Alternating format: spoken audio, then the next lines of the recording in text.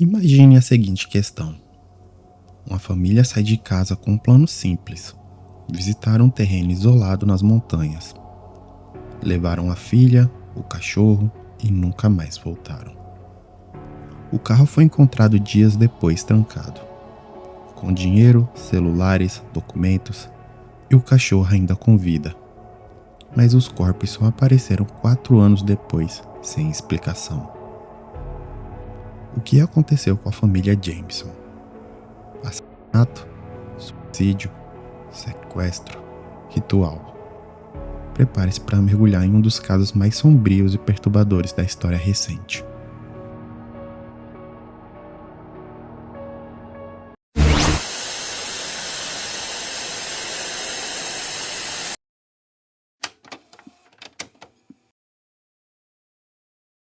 Você deve estar se perguntando: quem é a família Jameson?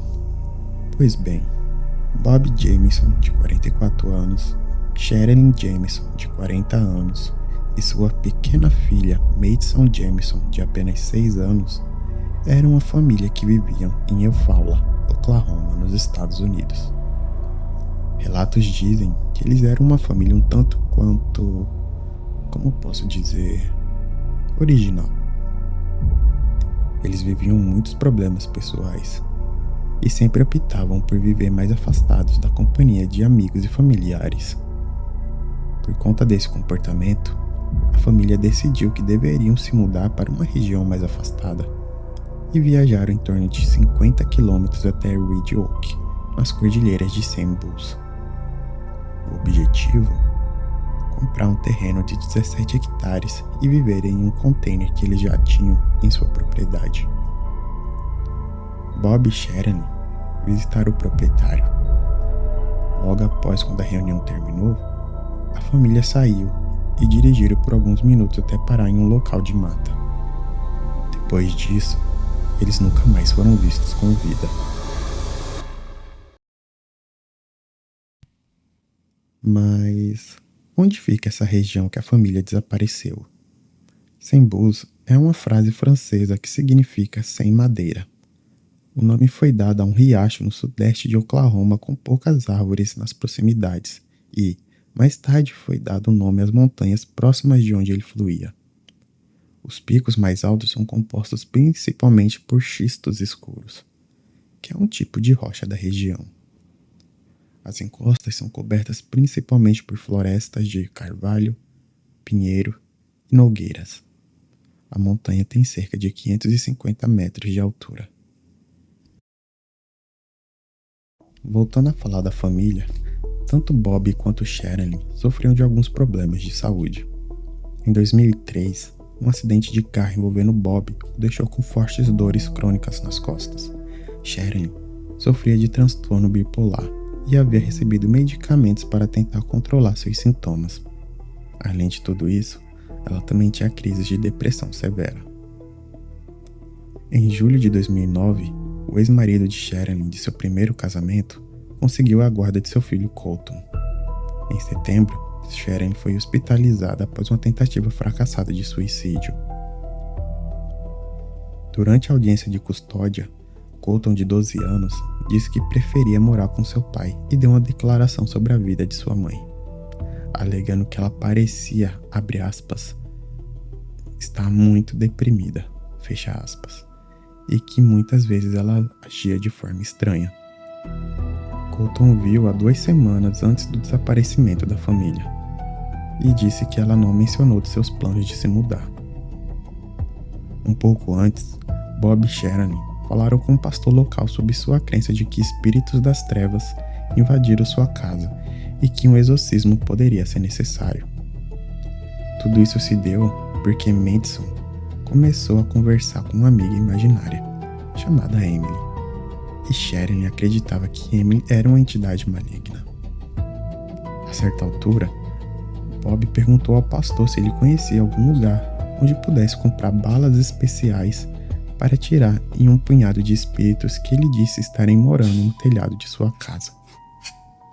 Bob também estava planejando tentar exorcizar os espíritos da casa com a ajuda de uma Bíblia que ele havia comprado. Uma amiga de Sherilyn Disse à polícia que às vezes elas conduziam sessões espíritas juntas, embora Shalene levasse muito mais a sério do que ela. Shalene também escreveu com tinta spray em seu container sobre seus gatos estarem sendo envenenados. Ela acreditava que alguém da vizinhança havia matado os animais. Ela escreveu, abre aspas, as bruxas não gostam quando seus gatos pretos eram mortos. Fecha aspas. Amigos e familiares concordaram com os Jamesons de que sua casa era mal assombrada. E alguns compartilharam que eles também experimentaram coisas estranhas dentro da casa. Nick, a melhor amiga de Sharon, disse, abre aspas, mas, com toda a seriedade daquela casa, era mal assombrada. Não quero parecer louca, mas sempre que ia lá, sentia uma presença horrível e saía me sentindo deprimida. Fecha aspas. Até aqui, deu para perceber que a família Jameson realmente tinha muitos problemas. Mas até então nada que juntasse ao mundo paranormal. Eu fico me perguntando, será que realmente eles viam alguma coisa? Será que eles usavam drogas? Ou será que foi o efeito da medicação que Sharon usava? É realmente muito estranho tudo isso. Durante a ausência inicial da família, nenhum dos seus amigos e familiares sentiram preocupação com o sumiço.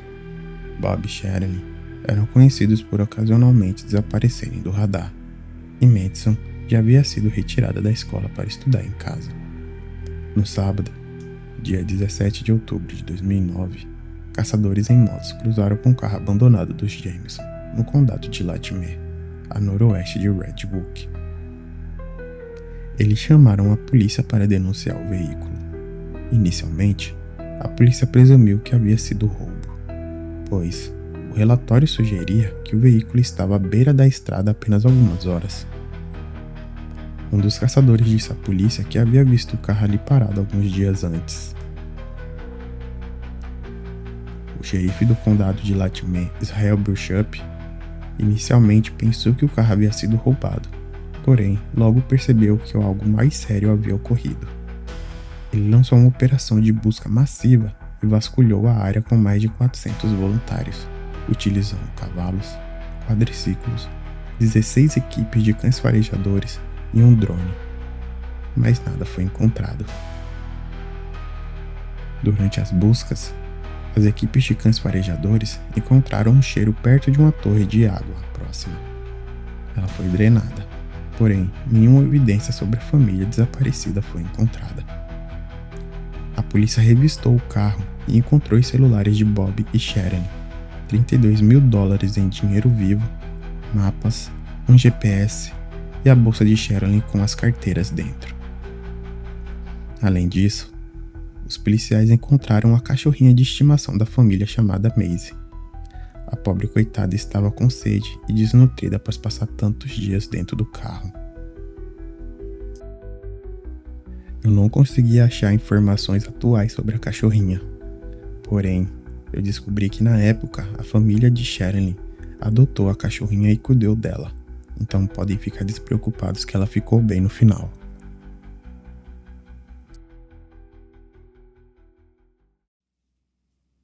Seguindo com a investigação, a polícia constatou que o veículo estava funcionando, tinha combustível e não havia sofrido nenhum tipo de acidente. Os $32 mil em dinheiro escondidos no banco debaixo do motorista eram intrigantes. A família recebia benefícios por invalidez na época. Mas esse valor foi levado para comprar o terreno ou algo mais sombrio? Os investigadores encontraram uma carta de ódio de 11 páginas escrita por Sharon para Bob no carro. Na carta, dizia que Bob não se importava com sua filha. Ela listou todas as coisas que odiavam em Bob, incluindo que ele era um solitário e eremita. E deixou claro que queria o divórcio. Em 16 de novembro de 2013, 4 anos após o desaparecimento da família, caçadores de animais acharam os restos mortais de 2 adultos e uma criança, a apenas 4 quilômetros de onde o carro havia sido localizado. Eles estavam em uma área extremamente remota e os 3 corpos estavam em estado avançado de decomposição. Os restos mortais consistiam em 3 crânios, vários ossos, os sapatos das vítimas e alguns pedaços de roupa. Testes confirmaram 8 meses depois que os restos mortais eram de Bob, Sherilyn e Madison Jamison. Quando questionado de por que as buscas iniciais não encontraram nada, um agente especial assistente do Departamento de Investigação do estado de Oklahoma disse aos repórteres que, abre aspas, as folhas que caem potencialmente obscureceram os corpos, fecha aspas. Devido à extrema decomposição que ocorreu nos 4 anos desde o desaparecimento, foi considerado impossível determinar a causa da morte. No entanto, o crânio de Bob tinha um pequeno orifício que inicialmente se suspeitava ter sido causado por um tiro. Mais tarde, a polícia abandonou essa linha de investigação, mas os caçadores que encontraram o corpo discordaram. O departamento do xerife local e os agentes do FBI passaram meses perseguindo pistas e interrogando suspeitos em potencial, mas todas as pistas chegaram a um beco sem saída. Após o desaparecimento, o xerife Beauchamp resumiu a situação dizendo, abre aspas, muitos investigadores adorariam ter tantas pistas quanto nós. O problema é que elas apontam em muitas direções diferentes. Fecha aspas. A polícia encontrou imagens do lado de fora da casa dos Jamison. O vídeo mostra Bob e Sherilyn andando para frente e para trás cerca de 20 vezes da sua casa para o carro. Eles carregavam suas coisas como se estivessem hipnotizados. Às vezes, eles nem carregavam nada, ficavam simplesmente com olhares vazios admirando nada. O comportamento estranho no vídeo sugere que drogas possam estar envolvidas, mas não foi encontrado nada na casa.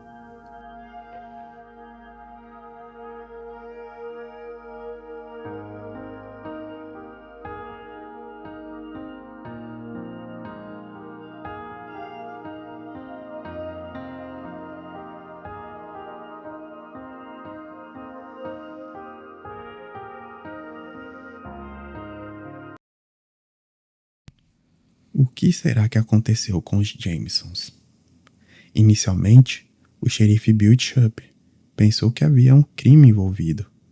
Quando ele largou o trabalho e o novo xerife Jesse James assumiu o caso, ele disse à imprensa o seguinte, abre aspas, é um negócio muito estranho, você sabe, a forma como este caso se desenrolou. Estamos olhando para muitas coisas. Muitas coisas passaram pela minha cabeça. Fecha aspas. Mais tarde, depois de deixar a força policial, Beauchamp disse, abre aspas, normalmente, você pode passar por uma investigação e, um por um, começar a eliminar certos cenários.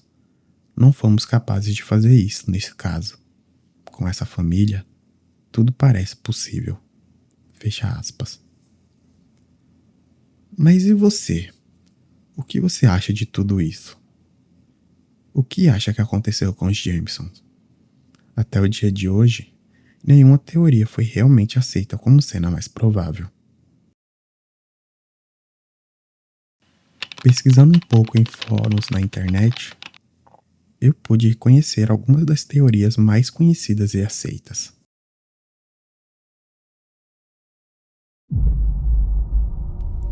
Teoria número 1. Perdidos na floresta? Alguns dizem que talvez a família Jamison tenha decidido fazer uma caminhada rápida na floresta. Acabaram se perdendo e morreram de hipotermia. O grande problema dessa teoria é: os corpos foram encontrados alinhados, lado a lado, com o rosto virado para baixo. Parecia que eles eram vítimas de execução. Eles também foram encontrados a 4 quilômetros de seu carro. E, dados os problemas nas costas de Bob, eu acredito que era improvável que ele quisesse caminhar pelas colinas.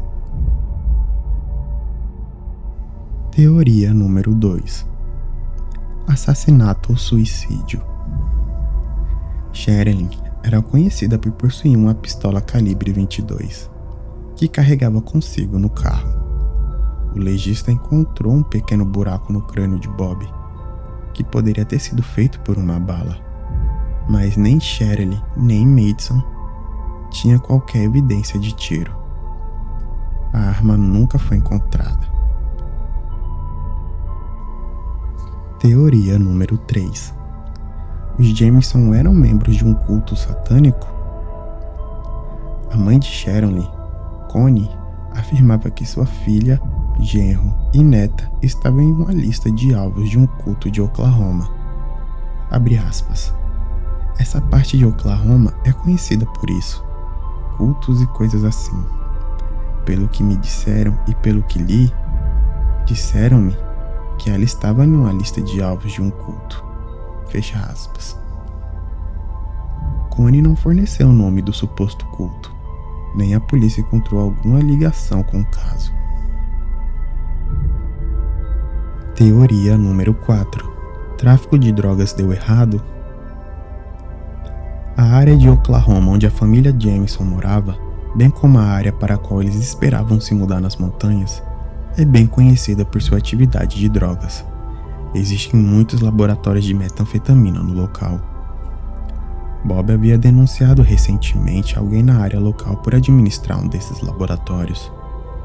No vídeo de vigilância em que Bob e Sherilyn foram vistos guardando suas coisas no carro, os dois também pareciam magros e indispostos. As drogas também explicariam a grande quantidade de dinheiro encontrada no carro. O abuso de drogas também pode explicar o comportamento errático do casal. Uma teoria é que os Jameson se depararam com atividades ilegais de drogas, viram mais do que deveria e foram mortos para mantê-los calados. Teoria número 5: o pai de Bob matou a família? A família entrou com uma ordem de proteção contra Bob Jean Jameson, que era o pai de Bob. Eles alegaram que ele havia ameaçado matá-los por conta de alguns negócios.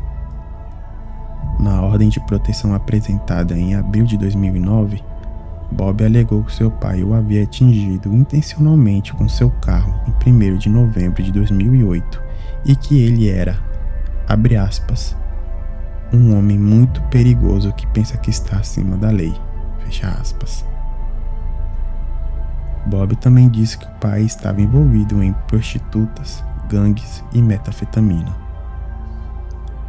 Antes de sua morte, Bob e Jean teve uma rivalidade de longa data com seu filho. Chegou a uma ação legal quando Bob acusou seu pai de negar um acordo para lhe dar metade dos lucros da venda de um posto de gasolina que ele possuía. Bob e Jean costumava fazer Bob trabalhar no posto de gasolina, e quando ele ameaçou a família, também havia rumores de que ele tinha conexão com a máfia mexicana. O pai de Bob morreu 2 meses depois que a família desapareceu, em dezembro de 2009, aos 64 anos. Teoria número 6: supremacistas brancos? Antes do desaparecimento dos Jamesons, um faz-tudo e amigo da família chamado Kenneth Bigelow ficou com a família por algum tempo. Em agosto de 2009, ao descobrir que Sherilyn tinha herança nativa americana, as inclinações supremacistas brancas de Bigelow foram descobertas. Discussões entre os dois explodiram e resultaram em Sherilyn disparando uma pistola calibre 22 contra o chão. Sherilyn apontou a arma para ele e o forçou a sair de casa. O homem tinha um álibi sólido, então a polícia o descartou como suspeito. Mas é um pouco possível que ele tivesse conexões verdadeiras com supremacistas brancos e que através disso o nome de Sherilyn tenha acabado em uma lista de alvos. Teoria número 7: família sequestrada por pedófilos? Talvez a família tenha sido sequestrada para que o sequestrador ou sequestradores pudessem chegar a Madison. Quando a polícia examinou o telefone de Bob no carro, eles encontraram uma foto de Madison na montanha. Amigos e familiares acreditam que os pais de Madison não tiraram a foto. Abre aspas. Na foto, Madison está desviando o olhar da câmera. Ela parece infeliz e está de braços cruzados. Se fosse Bob ou Sharon por trás das câmeras, ela não teria ficado assim. Fecha aspas. É discutível se ela realmente parecia infeliz o suficiente para determinar se a foto prova alguma coisa, mas não parece uma reação normal de uma criança.